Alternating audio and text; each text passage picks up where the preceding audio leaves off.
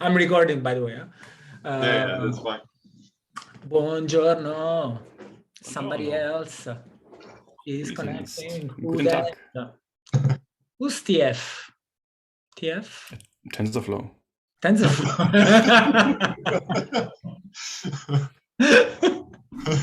Buongiorno, TF.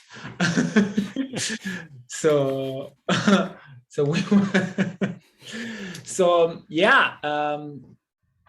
Oh, Jesse. Buongiorno, Jesse. Oh, Jesse. Buongiorno. Buongiorno. Ciao, Jesse. Hello. Come stai? Bene. Come state? Bene. Bene. Tu come stai, Jesse? Benissimo. Oh, cool. Ma Jesse, sto ancora lavorando. stai ancora lavorando. So Jesse meet Marco. Marco meet Hi, Jesse. Marco. Hi. Nice to meet you. And hi, TF, even if we don't know who TF is. TensorFlow. So how is life over there, Jesse? Everything's good. You know, it's Friday afternoon for me, so I'm waiting for the end of the day. Mountains? What's gonna happen? I think this weekend will be pack rafting. So Is there a weekend you don't do anything crazy or like a... No. Okay.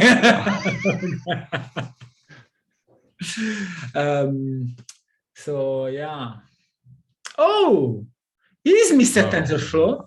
Ah, TensorFlow. Tomek! Long time no see. Tomek.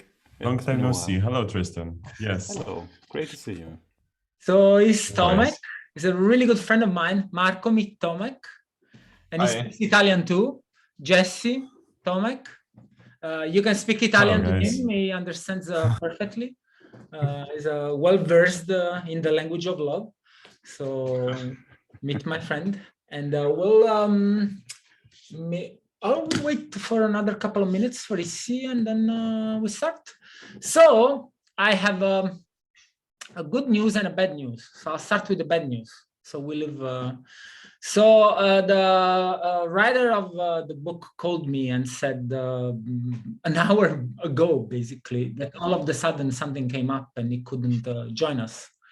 But the good news is that we can still have fun and use Marco to extract information about art. Yeah. Well, you guys, it's Friday 13th. Yeah, it's Yeah, Friday. exactly. Some people, exactly. some people are sensitive. No, when it comes to I that am. topic. Actually, I woke up this morning and I was like, it's Friday 13th. Oh. Buongiorno, Issi. Saluti. Hi. Saluti, buongiorno. Sorry for being late. So Issi meet Marco, and then you know Tomek, and you know everyone else. And everyone else meet Issi. Va bene, so why don't we start this? As usual, we do like a short meditation, like 4 minutes. Oh, wait, somebody, what the hell? Okay, let me close this thing. Oh, it was Issi saying she was there. Okay. Okay, 4 minutes. We breathe in, we breathe out, close your eyes, keep it open. I'm gonna close this thing and go for 4 minutes.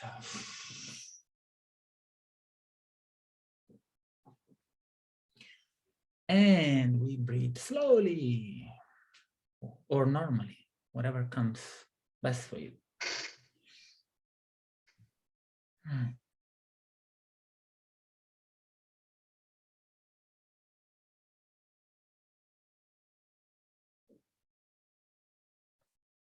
And we focus our attention on our nose, on the tip of our nose, actually, this time.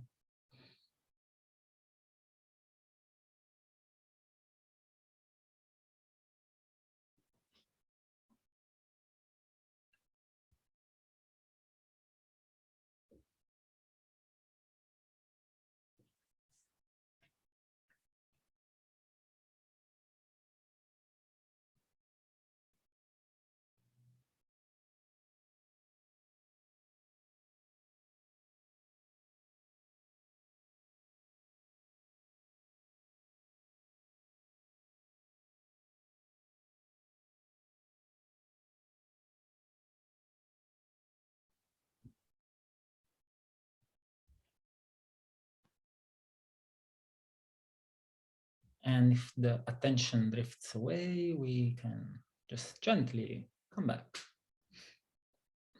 to the nose. In my case, easy because it's quite a big place. So.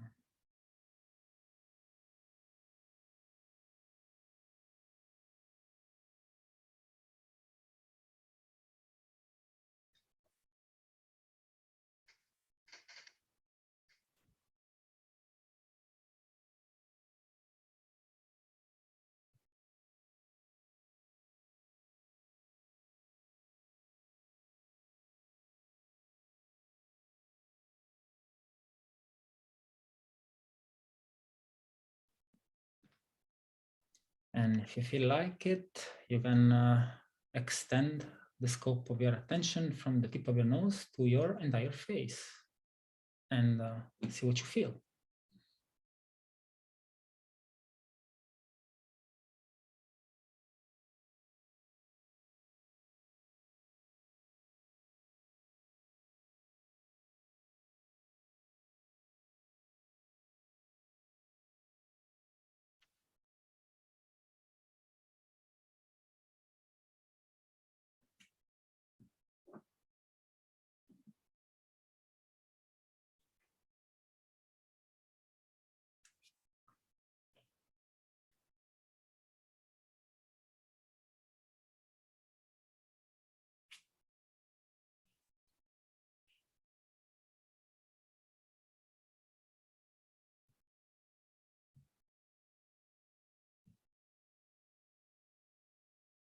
And I'm going to offer you a quote today again. And it goes, we don't read and write poetry because it's cute. We read and write poetry because we're members of the human race. And members of the human race are filled with passion.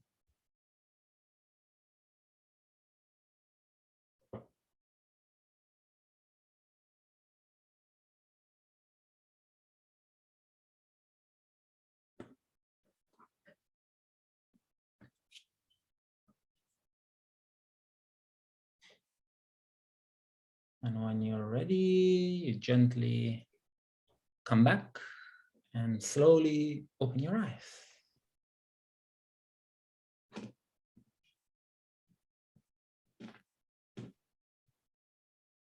That was brilliant. Thank you very much. Oh, thanks. Welcome. Okay. Now we can start. I love this. Okay. So for Marco and Tomek, we normally when we do this, I want to offer you, before we move on, actually, I want to offer you another piece of meditation. Like, think about this as a little extension. It's a 2 minutes video. Okay, it's from Jason Silva, one of my inspirational muses, and I would like you to look at it and tell me what you think and reflect. Let this thing inspire you. Allora, how do I do this? Yes, here we go. Tell me if you see it. Oh, hold on. I can certainly do this here.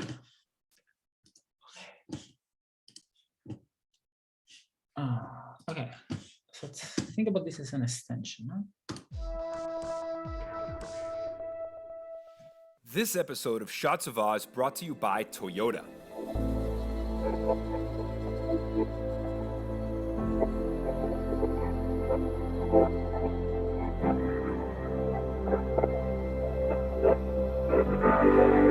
So I'm fascinated by the paradoxical function of art. There's that great line that says, art is the lie that reveals the truth. This paradoxical nature, the fact that art speaks to a kind of deeper ecstatic truth that goes beyond empirical truth, it goes beyond empirical reality, and it scratches at the very edges of our psyche, digs deeply into our soul. It appeals to that space of archetype, of dream, of myth, of metaphor, right? It's like Werner Herzog used to say, you know, facts are not the most interesting thing in the world. If facts are the most interesting thing in the world, then go buy the phone book. It's full of facts. What we're interested in is ecstatic truth, which is Alain de Botton wrote about. It reveals deeper truths than a journalist's more literal grid.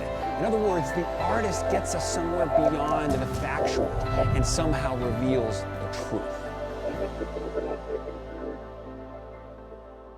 There's something kind of beautiful about that idea, you know, and that's the function of art, to communicate with us at that depth, and thus worth celebrating.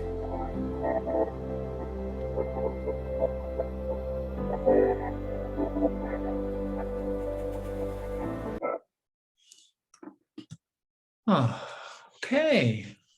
So we can come back. So, just a quick round to introduce ourselves. So normally we say something, let's say something like our name and something silly, to introduce something silly about us. I'll start. So Marco and Tomek. I'm Antonio, and something silly about me is that I'm space cadet, which means that I can, at some point, I can stare something and just travel through space-time to other galaxies for like half an hour. And people go like, oh, are you here? I'm like, no, clearly not. And that's me. Tristan, do you want to go next? Since you're born. Hi, I'm Tristan. For a couple of hours now, I'm a newborn AGI believer. I did not believe in AGI up until I think yesterday when I read this great Gato paper by DeepMind, and now I have to rethink everything that I believed in. Okay, right. Next, Issy. I'm Issy, and something silly about me, what?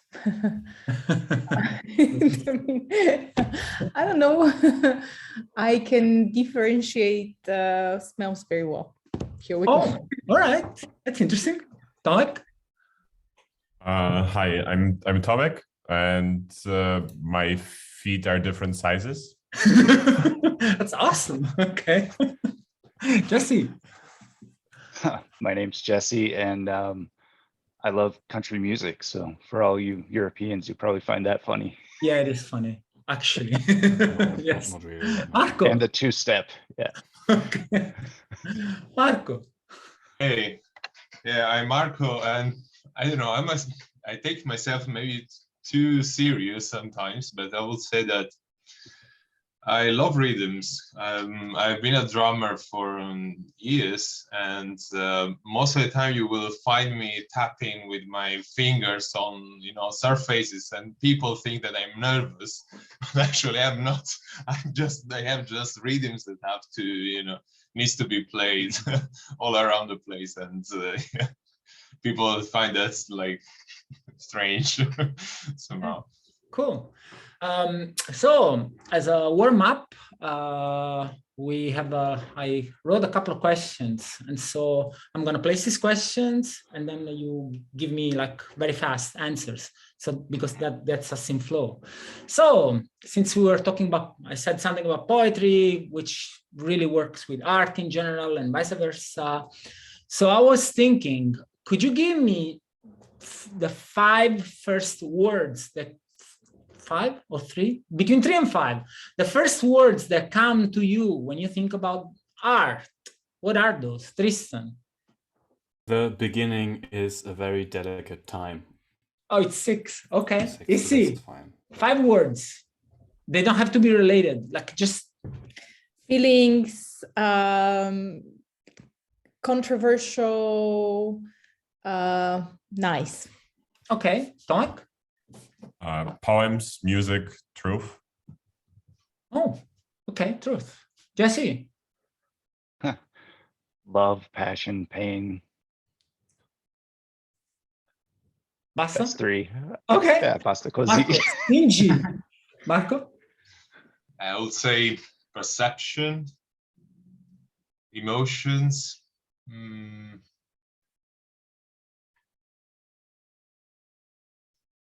technology. Okay, all right. So to collect, what about me? I'd say beauty, rapture, and awe. But anyways, so maybe I'll try to wrap things up and say, no, wrap things up, to like synthesize things. And we can say that when we think about art, there is a collection of activities that we do that goes from music, from poetry, because poetry is a form of art, or art is a form of poetry, it depends. There is music, there is, I don't know, there is dancing, because arts can be dynamic or static. There is sculptures, there is, now we do code with art with coding. So even coding is a form of art. And if you write beautifully code, maybe that's art too, according to someone. What do you guys think? So there is a collection, it's a collection of activities that prompt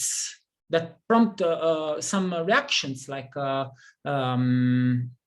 some emotions, or some revelations, so to speak. I don't know. I think Tomek said the truth, or for me, or for somebody, for me is beauty, for example. So I'm curious, like, what does art to you? What is the role of art in your life? Think about any art and tell me how you, what's its main role right now. For example, I can say that in my case, art, both that the one that I experience and the one I make, it's healing. Lately, it's very healing for me. Like yeah, it's healing. Like, do I need to explain this? Tristan, would you want to go next? Yeah, of course. I believe that the expression of creativity is more like a biological urge that all humans have. So that you need some expression of something. Man is so humans are creatures that have to create something, I think. Okay. Is it? To me, right now, because our seminars, it's like making me both think and feel and appreciate visually everything as well. It's as we talked about previously, this symbiosis between like the eyesight, the hearing, and also the feeling. So this is right now for me. Okay, Tomek, what does art to you? What's art for you lately? Art for me, I think the most art I have interact with was music, and that brings me joy, simply. Joy. Other types of art maybe are more thought-provoking, and yeah. Jesse. Art for me just makes me feel my emotions, all of them, good, bad, ugly, beautiful. So just okay. So is it like a tool for self-exploration, you would say? Self-exploration, like you said, partially healing, kind of like the spectrum of emotion. It depends on the medium of the art. Music, like was just explained, makes me feel pretty good. You're pretty good. Okay. What about Marco? What is art to you? Of course, art. To you, we don't look like for big definitions here. Okay. Yeah, I mean, for me, it reveals the truth, and mirror ourselves to. It works as a mirror, like so it reveals our inner self somehow, and let us deep dive into our emotions, our feelings, I would say. Okay. So I have one last question, and then I'll let Marco tell us a little bit about what he does. So is there something, if we could imagine a task that art has today in these difficult times, for example, if we could just imagine, let's say we could task art to do something for all of us today, what would it be? What is the task of art for today, for us, not for us 6, for us like the 7 billions of us? Tristan, what do you think? What are the first things that come to mind? Well, establishing balance. Okay. No, Establish a balance. There's one primal urge I already mentioned, being creative. Like I'm now going 100% Freud on all of you. There's also the urge to destroy, and you have to balance these things out. Sometimes you have to mow the lawn in order to have new grass to grow, right? And I think now we are heading towards a phase where we need a little bit more grass to grow, more culture. Okay. You see, is there something that comes to mind? Yeah, for me, at least currently, right now, it's challenge ourselves in terms of, especially when we're talking about creative AI, think in terms of, can, as we say, AI be creative, right? What does this mean? And also, what is the message of art beyond AI, right? In general, because especially now in the context of the war, there is also art connected to the war in Ukraine. So I think it's also challenging us. Challenging us, okay. So so we have balance, we have challenge. Tomek, is there a task that you would say that art? For me, the first thing that came to my mind is the need to educate, like also in the context of the current situation, and a little bit in order to bring balance. Educate. Okay, but what kind of educate? Educate us about what? What do you think? Like if you could give an example or something. Do you have something in mind? Well, many things it applies to. One, I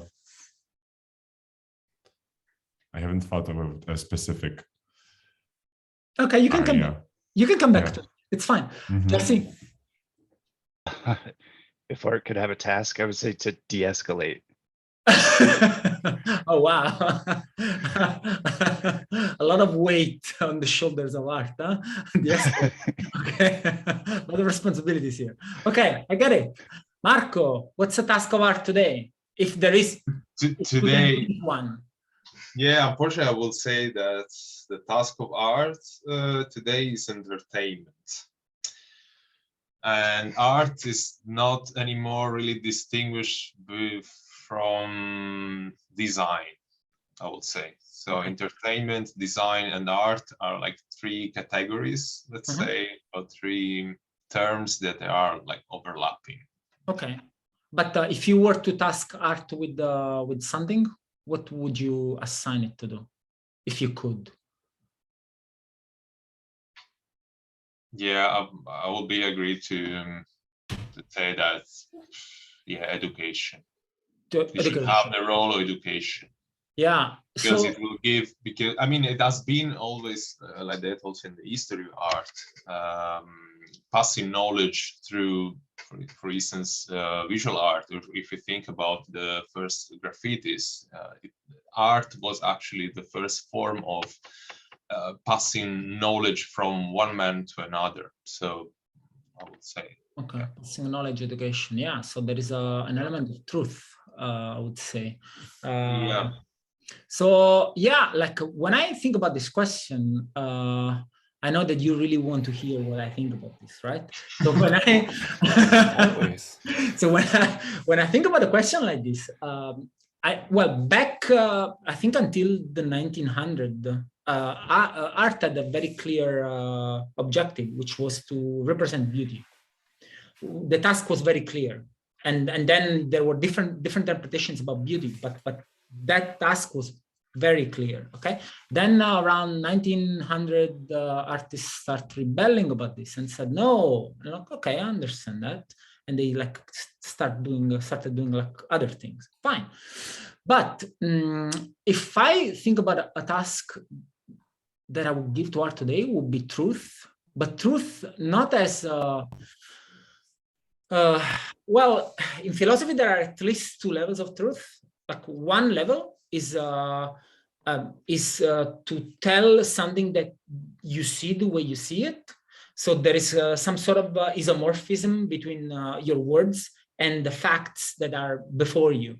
Okay, so there is a painting behind me. Okay, my words are isomorphic with a state of fact.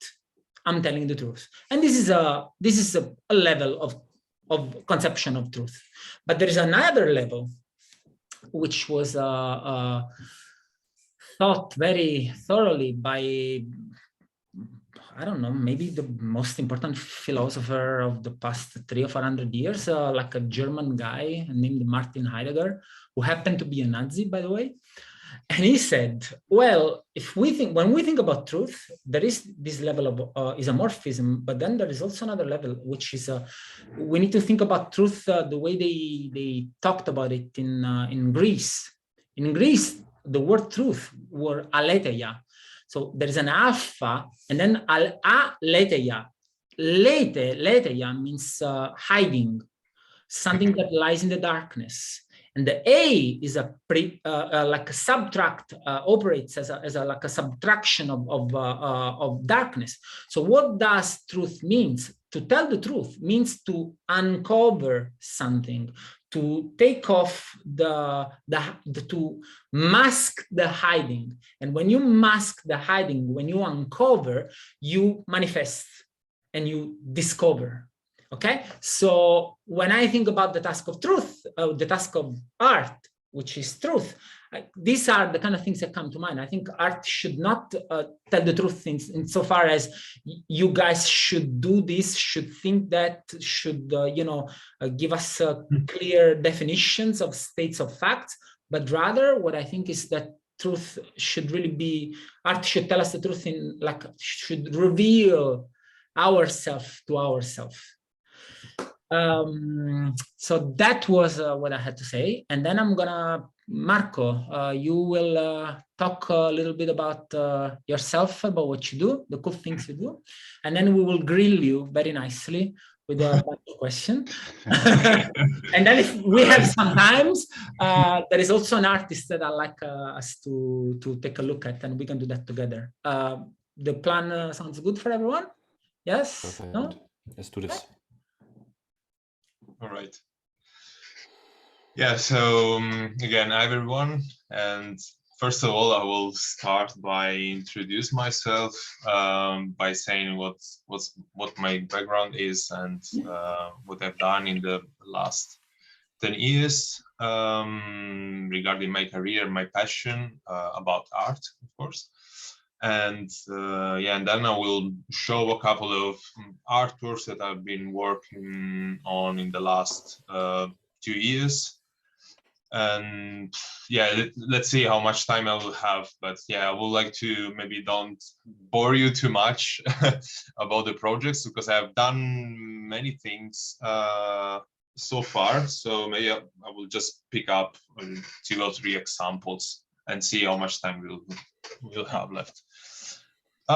So my journey to art, specifically to music, started when I was 13, and I started playing drums as a teenager. So I've been into many different genres of music, from jazz to pop to rock to extreme metal, which I've been dedicated for like many years, and still I'm doing that.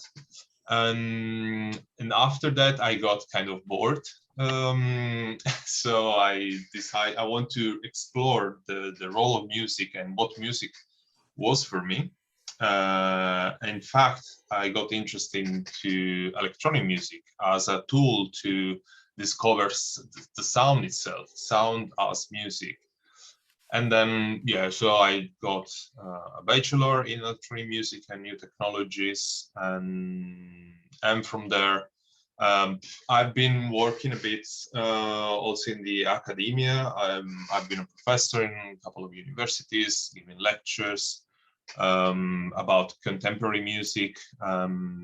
So I've done studies on Stockhausen, on Luciano Berio, which are, if you are familiar with these names, are like kind of, they are like famous names that they coined more or less the terms.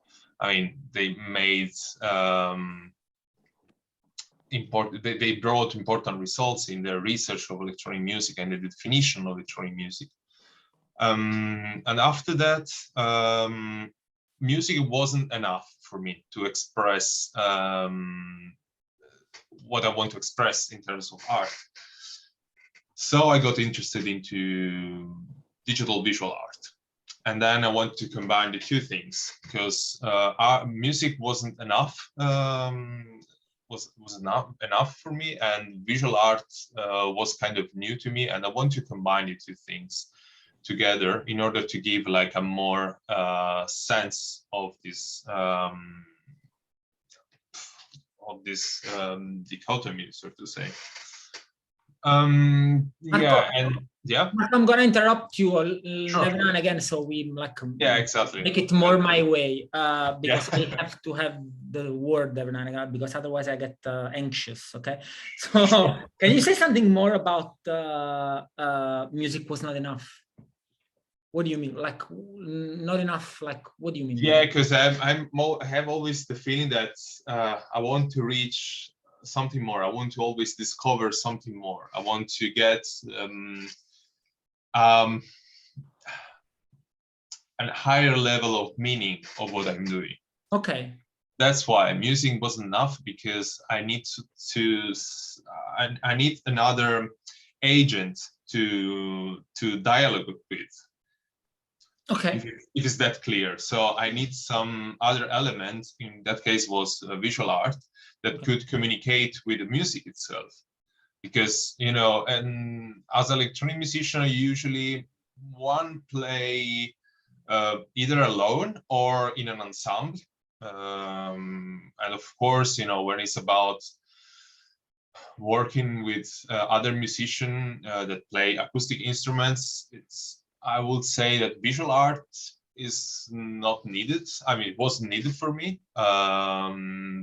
But when you are an electronic musician and you play on your own and you compose your own music, I mean, that was my need. I need like something. I need another entity to communicate with. So that's why. And a quick question, quick answer. What do you mean I went from drumming to electronic music to discover sound? Mm-hmm. Yeah, so I mean, when you play drums or you play any kind of instrument, you are just focused on this specific, let's say, branch of music or kind of music expression. And I mean, in that case, it's about just rhythm, and of course, there's also melody involved in it. But then I want to understand what actually music was, and by studying it, I just, let's say, discovered that music is just an aggregation of sounds, and music is just, you know, like a way to group different sound sources or different timbres. I mean, there are many different definitions of music, but this is something that, you know, we could start from. And yeah, I want to really understand how music could be composed and heard without considering the rules of music itself, the classical rules of music. And electronic music was a good path to take in order to make music and understand and listen to music through just the exploration of sound. Okay, great. Okay, so now I don't know if it's clear get back to what you were saying before, if you can. What I was saying. Yeah, that I want to. Yeah. So just then, yeah, I combined visual art with music, and of course, over these years, I've been also into programming. So what I've done is to also offering, let's say, a service to other musicians, or, you know, offering my knowledge in programming in order to make, you know, to concretize the ideas of other composers or other musicians. So I've been done these two things in parallel. I've also produced many EDM music also. So EDM stands for electronic dance music, which is a very general term to describe, but it's basically music that can be danced. Although this disturbs a bit silly, but you know, I just released some records from different labels. I played in clubs all over Europe, but then I got bored also from this aspect of music. That's why I see a pattern here. Huh? Yeah, exactly. That's me. You know, I will just get curious about something, and then I want to just implement other things in it in order to, you know, improve myself, improve my artistic career. But it's okay. But you get bored very easily. Yeah. I'm gonna interrupt you a lot so that I make no, that's good. I mean, that's good. I don't want to do any monologue where I just do a lecture or saying, you know, I prefer actually like a more conversation actually with everyone. You know, if you have any kind of question, I think will be of course, even more interesting for everyone. Otherwise, it's already, you know, hard to speak on Zoom where there is no energy between us that pass through this device, this medium. But yeah, so maybe it's better to a video interaction if you feel like that. Otherwise, I will just talk until Antonio interrupts me. Issy, no, everybody. I should have said that, but Issy, go on. Yeah, I'm just curious about how it came, like, because I really like, especially when like going through the book, right? I really like this symbiosis, and I think I said it so many times, between music and light and all the effects. So just how, like, did it feel natural to you that you combine electronic music with visuals? How do you come up with it? Well, of course, I got inspired by electronic musician that, you know, from the 90s start to also explore the world of visual art and combined with music. So I just, you know, start to watch some works and listen some works, and then I got just curious, and I want to, let's say, not copy, but, you know, just do something similar, because for me it was more meaningful somehow. Yeah, and that was basically the main reason why I want to combine it. Also because it's also, I mean, it's also when you think about movies, it's like making a movie in the end, but an abstract movie, because movie cannot work without sound, although sound can work without the movie. That's why we can buy like the soundtrack, but we cannot buy a movie without having the soundtrack or you know, the music that is part of. I mean, music has diegetic meaning or adiegetic meaning, which means that's, you know, make more that, you know, puts more meaning on one scene rather than nothing, you know. So music actually gives more meaning to something that we see. In fact, depth. I can tell you 2 examples, and Tristan, Antonio, and Jesse know it. Blade Runner 2049 and Dune. I already spammed them with the soundtracks because like the movie won't be the same without the soundtracks. Yes. Keep on spamming. Keep on spamming. It's perfect. Okay. Any more questions? Oh. Okay, so Marco, continue wherever you will. Yes. So you did a bunch of things. Yes, I've done a bunch of things. Also, I've been into, as I said, teaching. So I made also workshops to teach other people how to program music, how to do sound design, and combine it with visual art. So, because for me, also teaching was kind of an interesting activity to inspire other people and get also other ideas from other people. You know, so I've been always into that. I agree. Yeah, so it's the best way actually to learn is to teach. Yeah, exactly. That was actually if you can get together a bunch of smart people, there's nothing better. every time you have a stupid question that runs through your head, you just throw it and see what happens. If they act like it's stupid, then it's stupid.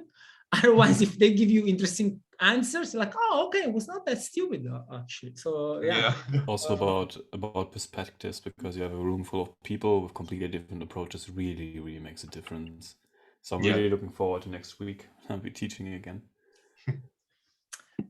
So yeah, so what else? Yeah, maybe I will just share my screen and show some works that I've done. Nice.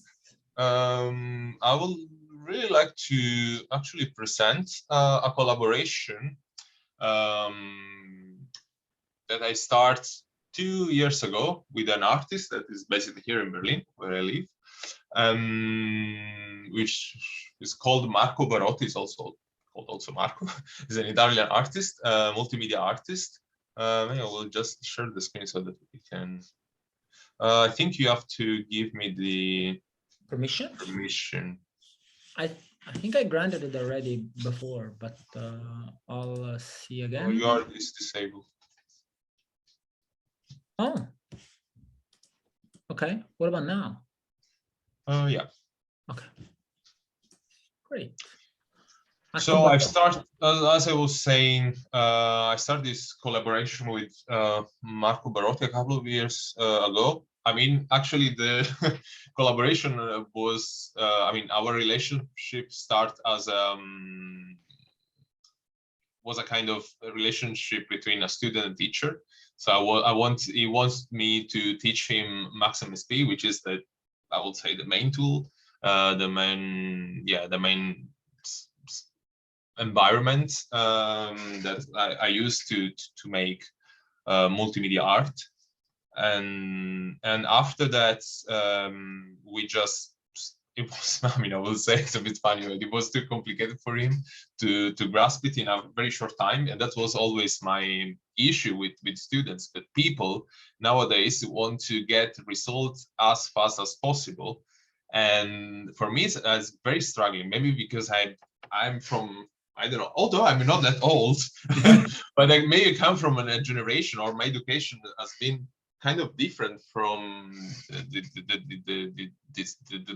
people that are now 20s, or in this between 20s and 20 and 25 years old.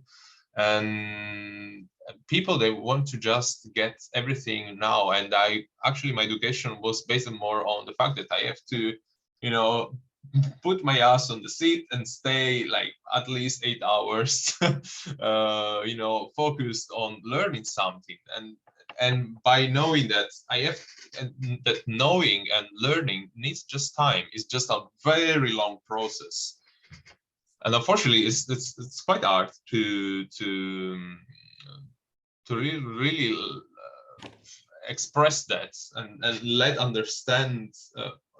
At least in my experience, to the students, that to get good results, at least some results, you have to just spend more time than you think, you know. But this, I think, most probably a problem of our society and how our world is shown to us. But I mean, that's maybe another topic that we can discuss in another session. Yeah, but anyway, he wanted to get some fast results because he had. I mean, that wasn't the case. I mean, this guy is older than me,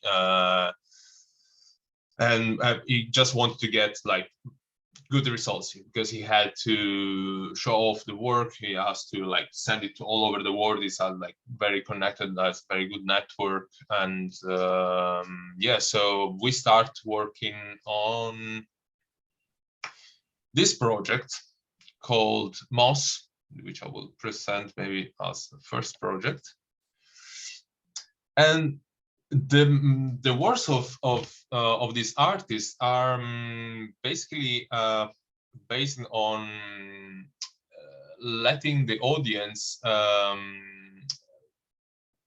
having more to have more awareness of the context that we live, the society that we live, the issues that of our worlds. And in this case, this installation, this interactive installation, is based on data pollution analysis and sonification and visualization, which means that we got the air quality from several cities all around the world, and we transform this data into sound. And the sound actually also have, the sound drives also this the movements, drives the movements of the speakers, which makes this this structure made of moss according to the air quality. So basically, this installation choose randomly at a very specific period of time a city in the world, and it shows you know, the air quality indexes, you know, all the let's say the values of the different particles that are, you know, in the air. And then what happens? What happens is that according to the basically the combination of this data, we could get like 6 different labels, so where that showed the air quality. So if the air quality was bad, this this artwork could breathe hardly, and on the other hand, if the air quality was very good, it could breathe more harmoniously. Okay. It was simulating breathing. Yeah, basically it was simulating breathing. So according to the sound, so these 2 speakers were you know, producing sound but also movements, because if you play very low frequency and you have like a big woofer, you can actually use the movement of the woofer to let the structure move. Basically, maybe I can be more clear about that if I play the video. It's a short video. Sure, no worries.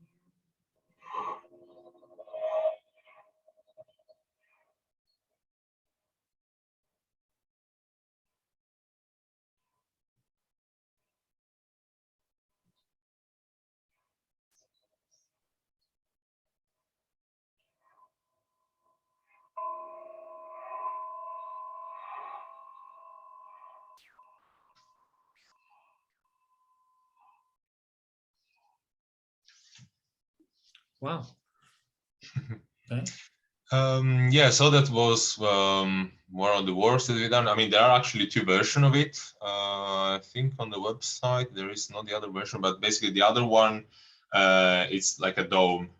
Okay. So Can we stop for a second, guys? Yeah. Do you have impression and questions to ask concerning what you just saw? I like this a lot. It's, from how it looked like, how it sounded like, how it felt like, was very, I can say, archaic. Mm-hmm. Was brilliantly executed. I really got inspiration from that. Also a little eerie. That's also something that I liked about this. What does it mean, eerie? Eerie, it's Anyone? it's I think the next level would be horror. Okay. Right. But it's not yet there. Don't worry. But I think that was also a kind of feeling that this artwork wants to give, because of course it's about how the air quality of our world is right now. You know, what's the state of the air can be really bad or, you know, very good. So actually this artwork is not just about the beauty, but also it's also about the bad sides of the nature of our world. So I think you got the point, actually. And I would say that most of the city had not a good good label, you know. So most of the time the air quality was kind of healthy, not very healthy, and yeah, there was a label that was hazardous, so which was somewhere in China or North Korea. Yeah. Any other feeling, anyway, Issy? I loved it also very much, because I think in a way it kind of like gives in a very like abstract way a face to nature. In terms of, you know, I think we human beings, it's very difficult for us to be empathetic until you are in a certain situation, or until you kind of put a face to it. And it in this case would be pollution. So I liked it. And again, I mean, you always hear it from me. I like the symbiosis between the music, the movement, and in this case also the part of nature in there as well. Yeah, I mean, Wagner would have loved you, Issy, because this was his project, basically, to make like an absolute art where there was dancing, singing, painting. So Wagner would have gone like, oh my God, Issy, vieni qua. So Jesse, did you want to say something? Was it eerie for you? Yeah, I liked it. And yeah, you're asking what eerie is. It's kind of like Gotham City and Batman. Like okay. That city is eerie. It's like the city is eerie or Batman? Like Batman. Or Batman in general, yeah. Yeah, it's creepy, I think. Yeah. I always spying on everyone. creepy is a perfect synonym. But okay, so eerie is okay. You know, but yeah, I love the art piece. It was really cool to see the movement and the mechanical connection with like the subwoofer and the actual moss and the art piece. It was really cool. Okay, nice. So, I mean, although my activity was mainly based on the development of the software, of course, I had to think about how to sonify. So I had to work also on the sound design for this and others, because also maybe you didn't notice because the video was quite short, but we had to choose like different chords for each label. So it, according to the label of a certain city, we want to play specific chords. And I mean, of course, it's kind of basic, but of course we have chosen more dissonant chords for when the pollution was the level of pollution was very high, and more consonant chords where the pollution was low. So yeah, I mean, these are like basic rules of music, I would say, but it worked because in the end, as we said before, music plays a big role, I would say, even in this artwork. And here we can see how music can be also movements, because in the end, music is just about vibration. So if we think about that, we can actually see how music can be used not only by hearing something, but also by using music or specifically sound to like drive some materials or I use music as a kinetic form of expression. Okay. So to say. So I mean, I think there are many things that we can think about this artwork. You know what's odd? I mean, I don't think it's odd, to be honest. But as I was watching this thing, it made me think about hospital, because so my father had like lung problems, right? And so he struggled a lot with breathing, and I don't know. As I was saying this thing, my mind immediately went there. Or with the like lungs, it made me think about lungs and the like breathing issues or something like this. But yeah, okay. Tomek, can we? No, I really liked it like this. Well, I think it's a very beautiful execution of putting a very hard to touch problem into the physical world. And yeah, for me, it was also concerning. I also was hearing this wheezing sound, thinking about, well, lung problems and how directly they are connected to the air quality. So, no, very nice. Nice. Okay, Cool. Give us more. Yeah, I will now show another work that I've done also with Marco, because it's like my main, let's say, collaborator right now. So, and we just finished last week this work, which is called, I mean, it's not yet here on the website, but I can show you, which is called Apes, which is maybe more creepy than the other one. Nice. So I hope so. And this is about data consumption. So it's to let people be aware how much data we consume every day.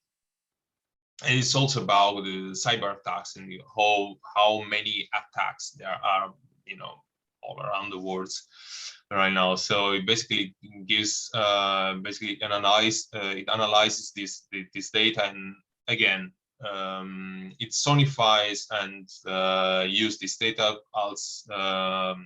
as kinetic movements and sound.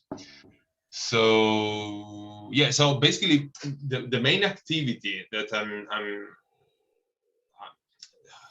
of myself it's not anymore about audio and visual, but really to bring everything together. And I would say that now for me art makes more sense, because if you hear just a piece of music, you will just enter into this world, but that will not give you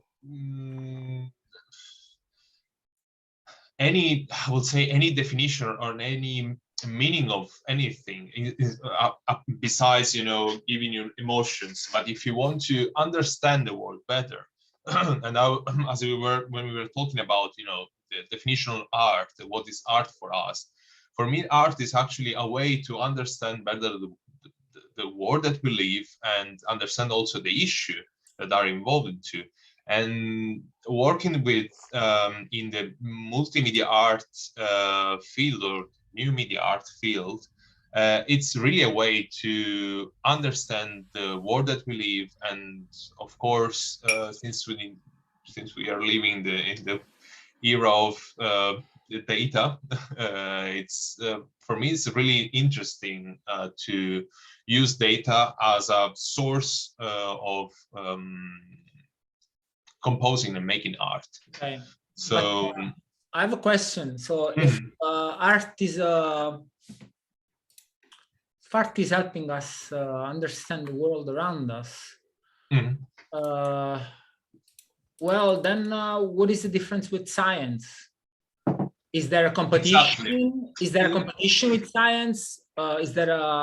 Because, for example, it comes to mind a quote that says, I mean, it's about poetry again, but we can extend it to art. And it says, science correctly describes something from the outside, while poetry correctly, adequately explains describes something from the inside. And then it says, while science explicates, which means really like to explicare, it really means like to unfold. While science explicates, poetry or art in this case implicates, brings forth. So they were, according to this concept, art and science somehow do opposite but complementary jobs, because they offer both descriptions that are truthful in like many levels, but from different angles. What is your thought about this? And then I would like to hear everyone else if you guys want to jump on this. Like, what is the difference between the kind of understanding that provides art with respect to the kind of understanding that can provide science? For instance, yeah, I will say, as you said, I totally agree with you by saying that when you said that art and science and art plays like a complementary role, and that's true. The only difference, the only difference between science and art is that art is more focused on the emotions, and science is not. Science just reveals something that is not clear to our eyes or to our way to understand the world. I mean, science is just a tool for us that it's just a language, if you want to really generalize, to like, it's a language that can describe the world. I mean, although we can say maybe mathematics is more a language to describe the world, but the science use mathematics to describe the world. So I would say that the only difference that because you can, the thing, it's about how you compose the elements of science that makes actually art. Because you can, you know, if we think about, I don't know, like a stupid example, if you think about the NASA and the picture that it takes, you know, we can see beautiful images of the space, which are, you know, for a scientific point of view, like a way to understand how that planet or that solar system works, or to understand or to actually measure some elements, to quantify that elements. Art is more about to qualify these elements. Oh, okay. Quantity and quality. Okay. Tristan, I will say that. Yeah. Tristan, what do you think? So Tristan is a composer. He's an AI guru, but he's also a composer. So there is a very creative mind here too. We have. Thank you, and also a very cerebral person. Yeah. So I'm more the no feelings. No feelings. I do have. Don't worry, I do have feelings. Once in a while, occasionally. Yeah. Still waiting for my emotion today to hit, but let's see. No, really great, inspiring discussion. I'm thinking about. So what's very easy for me is to say what science is. I mean, science, knowledge, engineering knowledge, doing projections into the future. That's what science is all about. Art is a little bit more difficult. That's why I'm staring here and trying to get an inspiration about what actually art is. I mean, and this the true nature of art, that it is not that easy to grasp. It's well, a certain sort of activity that a lot of humans do, something that is what I mentioned, that you have to express yourself. And I'm currently thinking about how big of an overlap do science and art have, because I also have the feeling, now there is the feeling, that that science and art, they use a lot of methods that are just the same. You have to be creative in science. You have to find ways to gather more knowledge, to encode knowledge, to do prophecies into the future. And great example that I've been thinking about today when talking to a friend is the overlap of music and mathematics, where you have something that is very, very cerebral on one side, mathematics, and you have something that can be very, very thinky, less feely, but also a lot of feeling in it, music on the other side, and they have a huge overlap. Those are my thoughts. Yeah, totally agree with you. Very well said. I mean, I would say that well, I even methodically there are like overlaps, because you do experiences in both ways. Because if I'm a painter, I need to make experiments with the colors to get the color right that I want to use to portray my you know, like to do anything I want to do. So I have to, there is this element of doing experiments that then lead you to you know, possess that particular things that you're after. But I was also thinking about something else, because you said, you know, we use science to make predictions into the future, right? What about art general, like sci-fi? Don't they do the same thing? And isn't that art? Because isn't sci-fi actually some sort of first mapping that we do of the future through the minds and the hearts and the brains of these you know, cartographs, these poets, these writers, these weirdos who like venture out there to discover, like, isn't that also some sort of overlap between, like, don't you have like some sort of overlaps there too when it comes to foresight in a way? Do you guys? I think so. It's possible, the concept of possible futures. Science, like I said, science fiction, there are a lot of possible futures, and most of them, they don't actually happen. A few of them do, like now we have the smartphone that was already prophesized in Star Trek ages ago, and so many different things. But you know, the thing with the knowledge in science is maybe a critical point, that that it at least tries to point in a direction accurately, not in all directions, more down in the things that are actually true, I think, or could be true. Like talking from probabilities. Tomek, you are a sciencey and creative person at the same time too. So how do you like distinguish one from the other? To be honest, I don't think I have much to add on top of what Marco and Tristan have said. Okay. I haven't. I would love to add something, because sometimes when I'm thinking hard about concepts, I try to get some inspiration, and well, not the best source for inspiration, Wikipedia. Just checking it right here about like what is the purpose or what are the functions of art.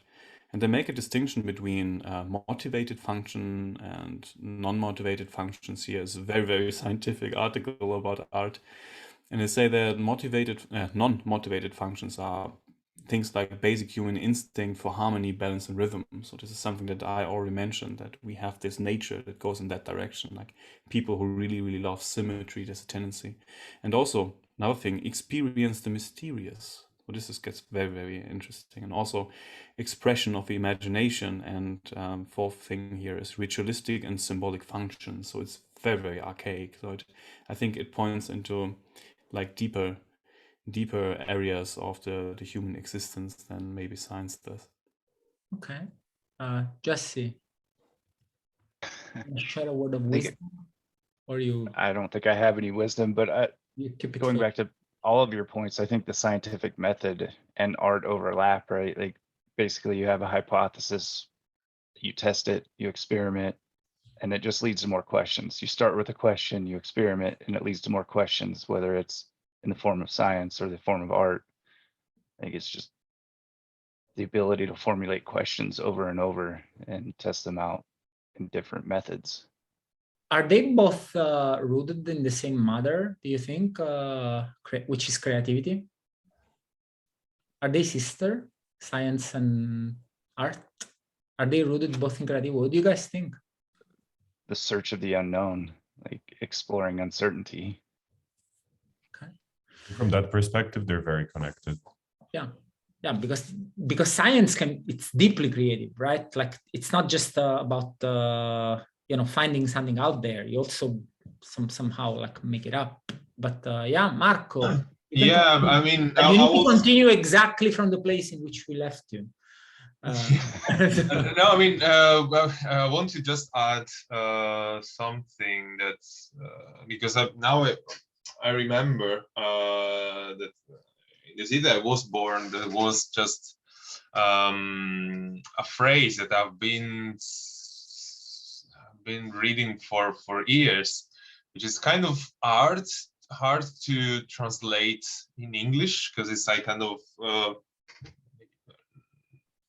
old Italian, I would say, but maybe Antonio can help me to translate it, which gives actually a definition of art, which is, I would say, we can be also starting point to think about the connection between science and art, because I mean the meaning of this sentence is that art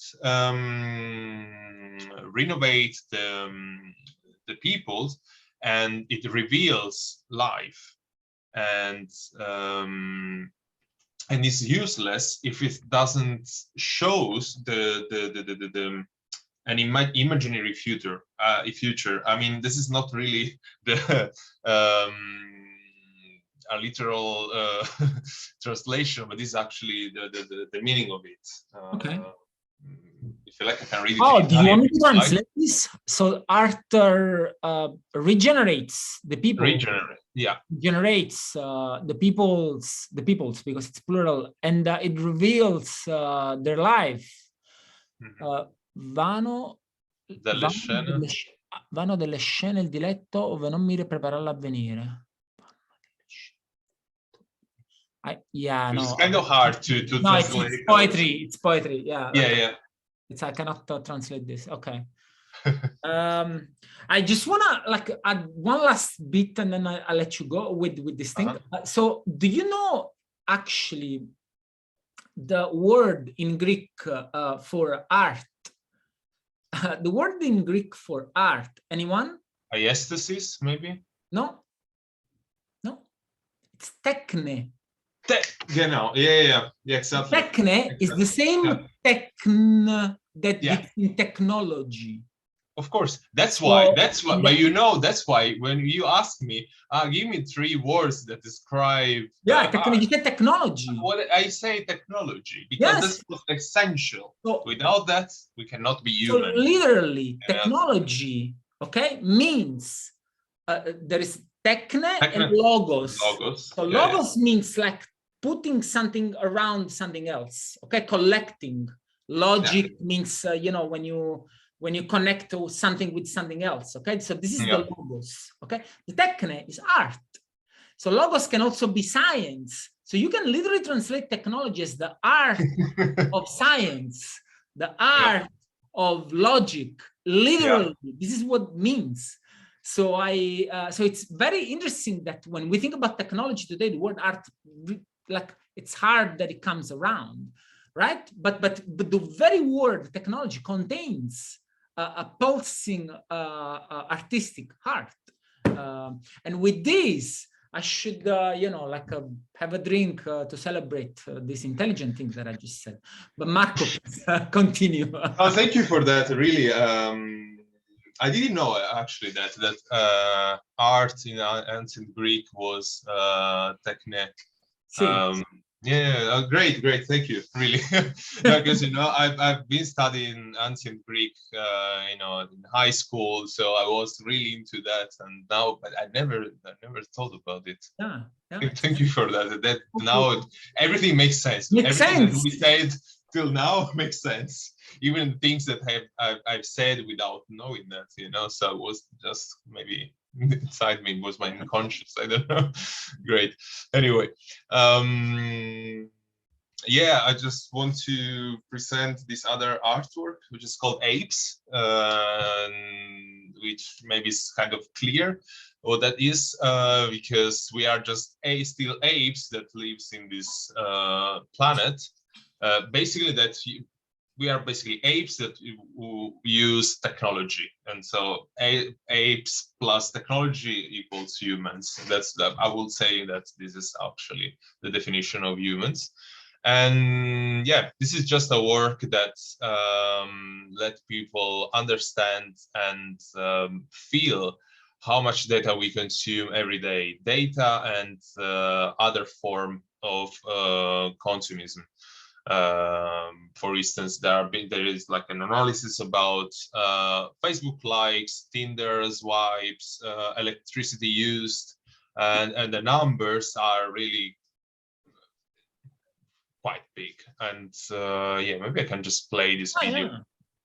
So this is a kind of, I will say this is not an official, sorry. This is, I mean, as you see, as you have seen, this is not part of the website. So it's kind of unreleased work, you know, it's just kind of secret for now, let's say.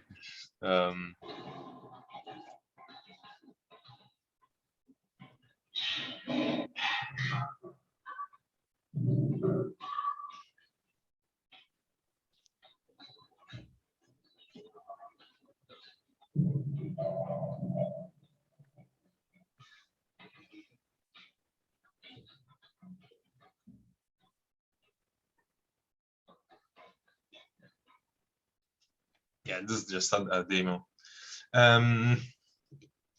So yeah, and again, this is about how to use data to. Can you describe what's happening there?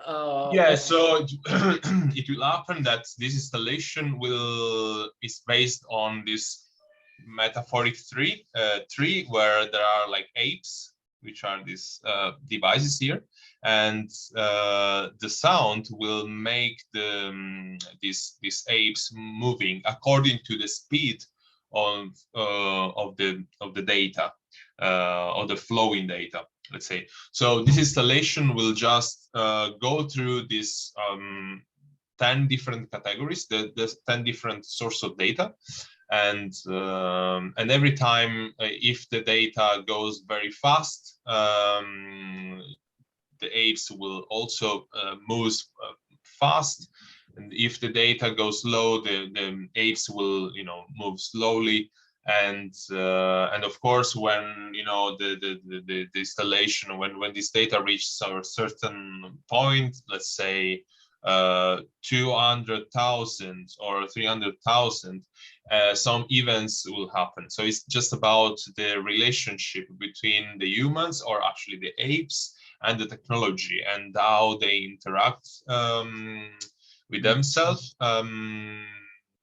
Yeah, and you know, this is more about to think about the evolution of technology and where the technology is bringing us, and how we use actually this technology. And by seeing these huge numbers, we can really understand that it's not anymore sustainable, like this kind of culture and this kind of way of that we are trying to survive to this planet, because, you know, in the end, this is gonna end at some point. So this is just, you know, it's like a window to a certain aspect of the world, in order to sensibilize the people about what they do daily. Can you scroll up and show the photo again? Yeah, sure. Okay. So it was interesting, this idea that you know, the apes are like very tightly, they're holding like very tightly and like shaking the tree as though they want something to fall, right? Because this is what you do normally when you shake something, you want a fruit to come down. So I don't know, this is like a thought that it went through my mind. Yeah, nothing will come down, that's the thing. So we are shaking, we are trying to make lives, we swipe, what are we gonna get from there? Okay. It's also another question, you know? Okay, what do you guys think of this? Can you yeah, like, can you guys elaborate a little bit on your thoughts, if you had some, or emotions? Anybody? It was interesting, like that. Oh, go ahead. Go, Jesse. No, I was just saying it was interesting that the more agitated these apes get, the more, you know, the more they shake, the more likes there are, the more agitated they are, but it's fruitless. Like it's just a futile effort. All these like Instagram likes, Facebook, whatever, Tinder, it's futile. So the harder you shake, the less you're gonna get. The harder you shake, the less you're gonna get. Okay, Tomek? I also there was a thought or like an impression of a mania, or them being in a manic state with this shaking. It sort of aligns with what Jesse was saying. That there is no fruit coming down. Okay. Yeah, and they just get crazier and crazier. Just get crazier and crazier. Yeah, that's the thing. pretty. And they're headless. They're headless, the apes, right? Because maybe, is it on purpose that they're headless, Marco? Not really. I think that was more a technical issue, because anyway you have to just put them in, because I mean this is just a representation of the No, of course. So and of course, like the things that not having the ends, I mean, what distinguish ourselves from the apes, to having just how it's called, this finger, the index, thumbs. Yeah, the thumb. Yeah, exactly. The possible so yeah, which makes, you know, but now, like, if we think about how we actually use our thumbs, is just to make any kind of interaction with mobile devices. You know, if you think about the design of any kind of app, mobile device, or web app, I mean, maybe a mobile device, everything needs to be on, needs to reach the range of the thumb movements. So, and this is like what, if you think about the UI UX profession, it's all about how to simplify this movement and how to access information by using just one finger. So this is also a thing, like why there are not hands, because they are not really anymore important. It's not anymore this gesture here, but this one. So this is maybe something that can be also food for thoughts. To think about the function of our of this finger, that actually make the distinction, or make actually was actually a great point in our evolutionary path. Okay, listen, I'm gonna ask Tristan to comment on this, and then I will ask you something, and then if anybody and then I'm gonna leave the floor to them to ask you things, because we're like an hour and a half. So around this time normally we close, and we don't want to abuse your time too much, and it's Friday. So Tristan, you will shed some light on us. I'm really mesmerized by this installation, because it's like really on spot, a perfect, brilliant representation of a huge portion of a current like human existence. That's definitely a thing, and it's an outside representation of a concept that I was always told about on my spiritual journey through those yoga classes, meditation exercise, and it's this monkey mind. That you have. It's perfect external representation of the monkey mind that is going on, this part of our brain that is going wild, and well, now it's hunting for likes. Still the same core part. Very intriguing. Thanks for sharing. Monkey minds. So Marco, I'm curious if you could tell us something about how you create, the process. Like, how do you have a workflow that it's very set, or how do things come? Like say you decide you want to do a project, then how do you?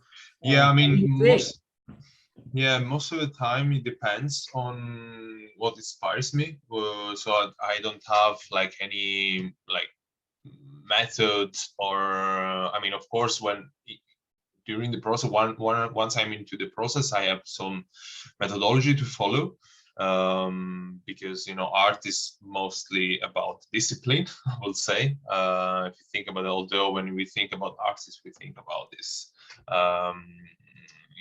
messy people that don't have any kind of rules, they live the life how it is, but actually it's not that. If you want to be an artist, to be really disciplined and very focused on what you're doing. So what inspires me most of the time is about philosophical readings, or reading about society issues. I want to really, like, what helps me is to, or what inspires me is to maybe read about to combine some readings about new technologies and readings about any philosophical concept or psychological concept, or or even some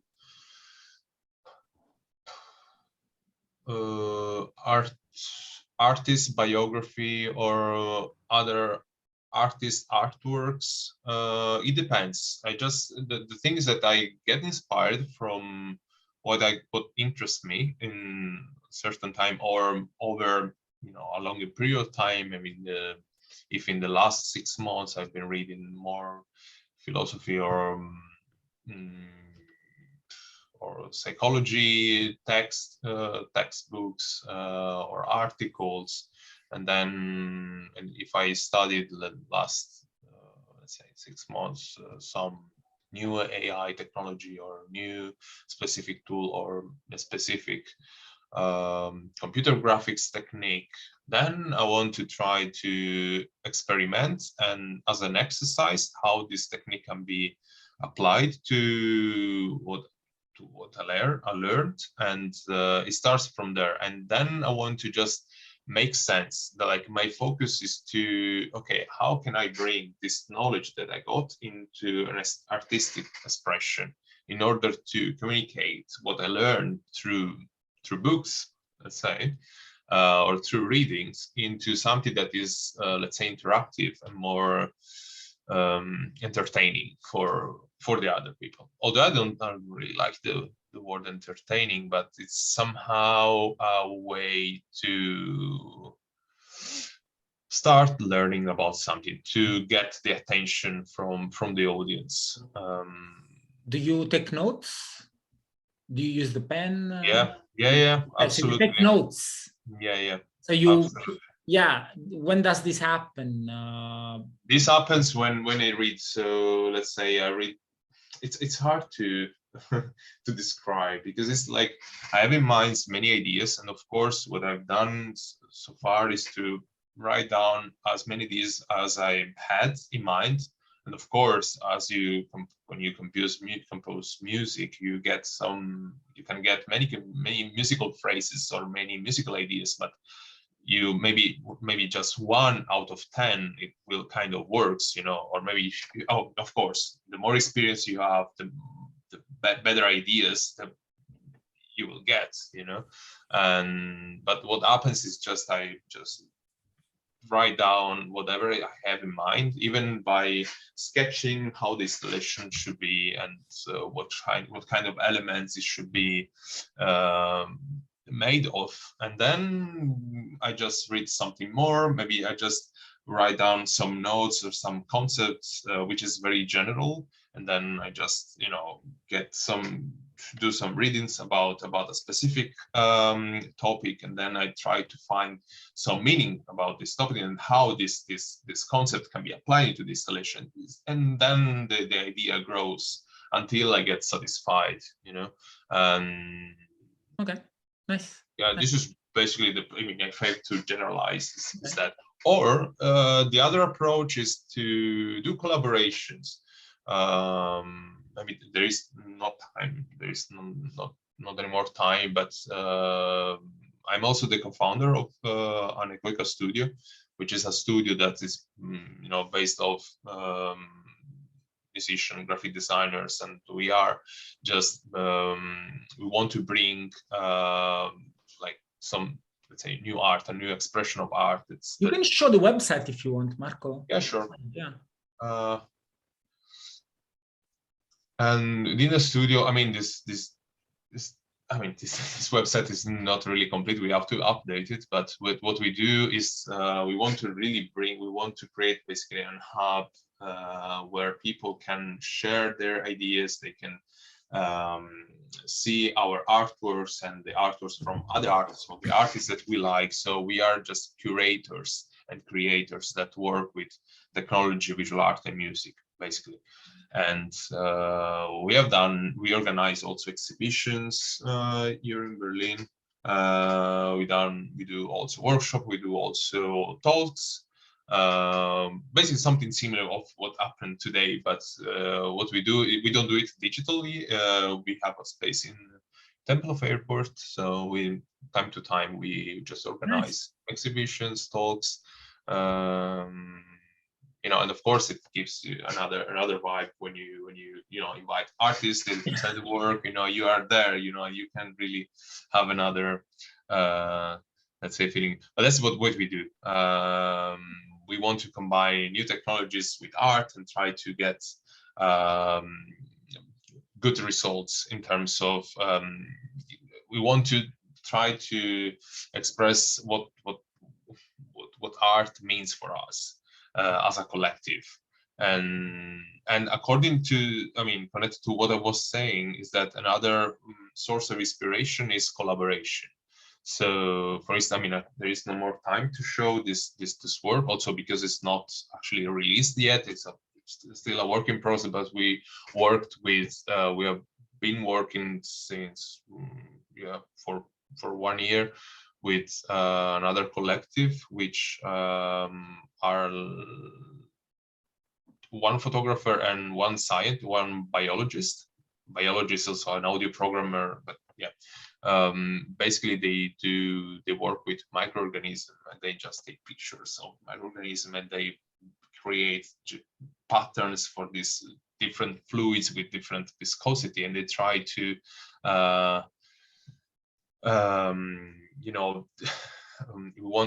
they want to enhance this microverse and want to show how similar is to the macroverse of our universe. And and this project is about to get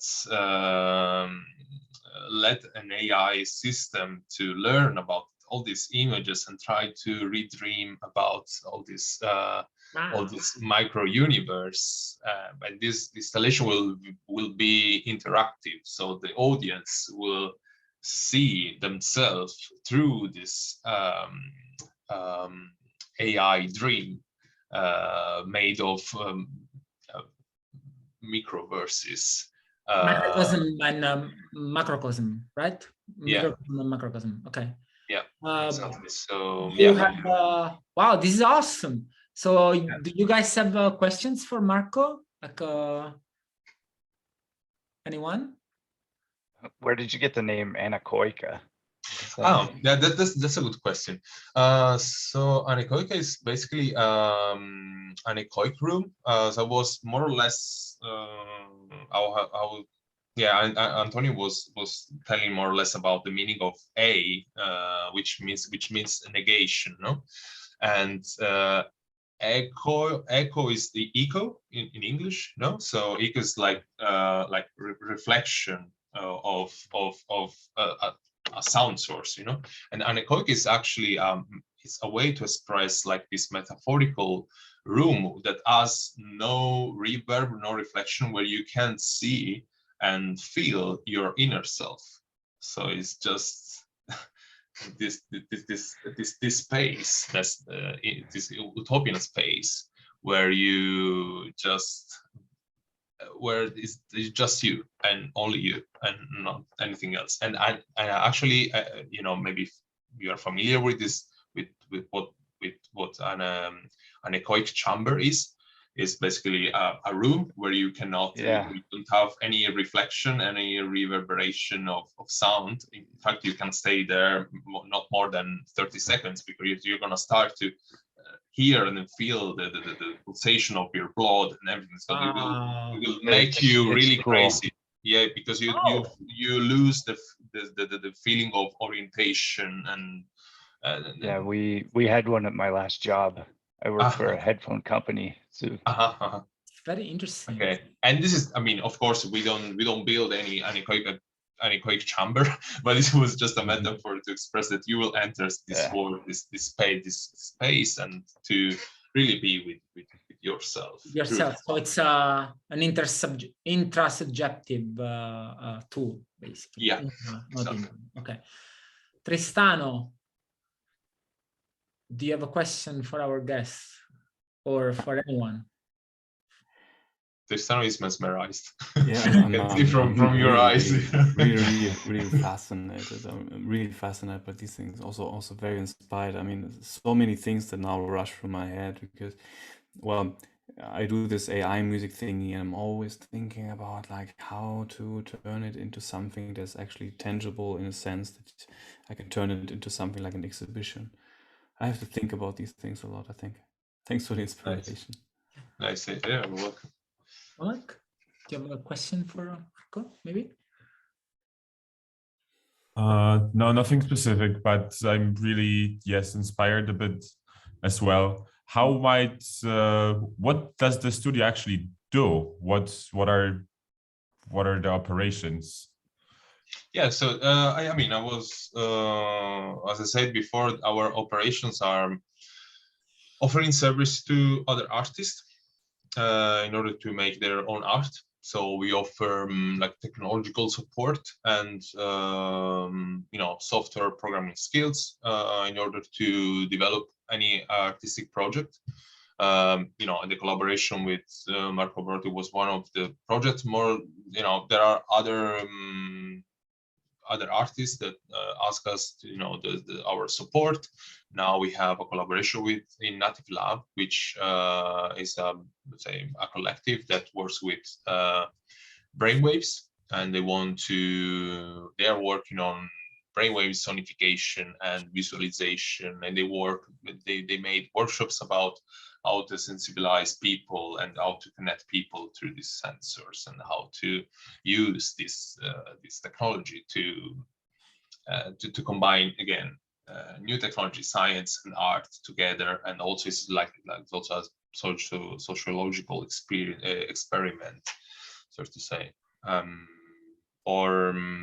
Then we also make our own art, so we create our own installation. The one I described is one of them. Actually, with Antonio, we're working on another installation. Then we organize events. We organize talks with artists. We invite artists from Europe. Last year, we invited an artist from Chile that came here. He made his own installation, described his work, and we had like 1 hour talk about art. So it was something similar to this to this meeting, I will say. So yeah, we created. So basically, our studio is also a hub for artists and creatives and technologists, philosophers, people that want to share knowledge with others in order to create, a network of minded people, that have more or less something, let's say, in common with our vision. Let's say that it all begins from perception. Yeah, that's the vision, right? Yeah, exactly. Because perception is the very first thing that you feel, that you have when you think about anything. It's consciousness. It all begins with consciousness. It's like the intuition that you have. It's something that you know, but you cannot explain it. It's like this perception of there was a musician who used to say, when you don't know what it is, then it's jazz. But yeah. Yeah, that was also another way. Yeah. I don't remember his name. I don't remember. But anyways, okay. So thank you, Marco. Thank you, Tristan, Jesse, Izzy, TensorFlow, Great. Tomek. This was great. I had a lot of fun. And we'll see you next week. Marco, you're welcome to join us anytime. Show us some more art, or just to chat, some more. And Tristan, I was thinking that maybe in the next couple of weeks you could be a guest and present a little bit the things you do. Would you like to do that? I would love to. Be grilled by us. Yeah, would you like to do that? Yeah. I give you like all 5 minutes to talk. What you do? I don't know if I have any material that would fill up. No, it doesn't matter. Yeah, exactly. I have to check. But yeah, maybe I've something in a couple. Maybe I'll find something. Okay, maybe okay. 4 minutes. 4 minutes. Okay. You know. Yeah, thanks for the invitation. I would love to. Yeah, would you like to do that? Is it something you? Okay, nice. Yeah, of course. Awesome. So happy Friday, TGIF, everyone. I'm gonna go get drunk, I think, hopefully, or have a good time. I hope you have a good time too. And I'll see you next week. Thank you very much. Thank you, Antonio. Thanks, See you on Monday. Marco. Ciao. Ciao, everyone. Ciao. Bye-bye. Bye-bye. Yay. Jesse, did you like it? It was awesome. Yeah? Yeah. Yeah? Mi son divertito, sì. Yeah, I'm glad. I'm very glad. I'll see you next time. Also, Be in touch. have a good weekend. Ciao. Ciao, ciao.